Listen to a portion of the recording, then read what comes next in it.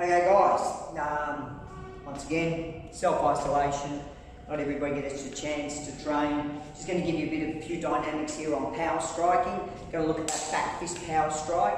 And we know in MDTA and a lot of reality-based, the reason we have a back fist strike is it is multi-directional. If I've got, say, two attackers, don't need to turn my back to throw a punch, I can throw those multiple strikes from different angles. So, three key components here: footwork, hip work, and also what we're using with that back fist strike when we're looking at the rotor cuff action.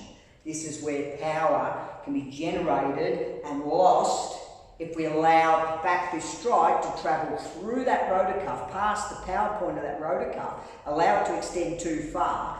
Then we don't have as much power when we're generating power through our hips and taking that body weight through. So what I need to do here is I'll show you on the back. I'm going to do it from this angle here.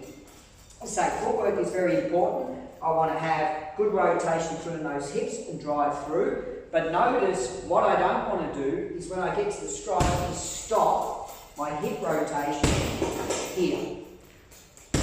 I want to make sure that I'm not stopping my hip rotation when I'm striking. My hips are not moving anywhere. I've got to make sure my hips are moving through that target area. Okay? But once again, now my hips are moving through the target area, but I'm still not getting the maximum power out of that strike because I'm now not driving the back fist strike through. I'm trying to use those back part of those knuckles to drive through in that strike.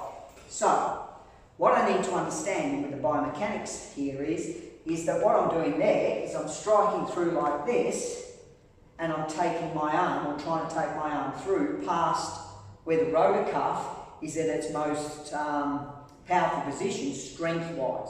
So what I want to do is I want to keep that. There's my strength there. It's like when I'm doing, say, pec, when I'm working my pecs. When you've got your arms out here, it's very hard to bring those weights up, say dumbbells, whereas when the dumbbells are here, that's where you get that full action in that, what we call that strength part of the repetition or the movement. The same thing here, if I'm throwing this all the way out, my power is here. By the time that rotor cuff goes past that point, I've lost a lot of body weight through that strike. So what I want to do is maximise on the body weight. And the best way to maximise on the body weight is when that strike comes around into that point where it's almost gone to that rotor cuff where it's about to go outside my power point, because I then want to almost lock it in and drive my body weight through and take my 72 kilo, that's what I weigh, through on that strike. If you watch that on the bag, from here what I'm doing is driving that power through, and as I'm contacting, I'm not allowing this action, I'm taking my body weight through on that power strike. So from here, I'm rotating, and taking that body weight through. See the difference in how the bag's moving here. Okay? From here, I'm rotating through. Alright? It's not about sound. I can make this sound really good. Okay? This is a very heavy bag. I can make this sound good. Yeah? It sounds good. But where's the bag really going? Where's the weight in the bag? It's shaking a little bit, but I'm not really moving the bag. I'm not worried about when I hit something whether I'm getting a nice loud bang. You know, save that for the movement. So what I want here is I want to move this object. I want to hit this as hard as I possibly can. So what I'm going to do is, instead of worrying about getting that nice sound, but at the same time not a lot of movement, I want to shift this bag by here rotating through with those hips, getting that to that almost out of that power position at the rotor cuff. Just before it does, is moving that body weight into that strike. Have a look at the difference between the bag now. Sound, okay, power. Driving that power through.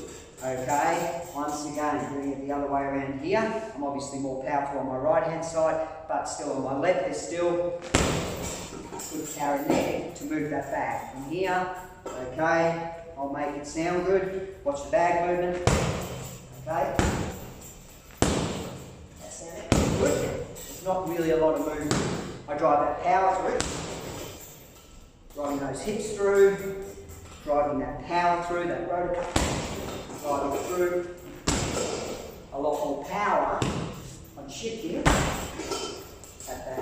Anyway, just a little bit of my advice and opinion on building good power striking techniques on that back fist strike.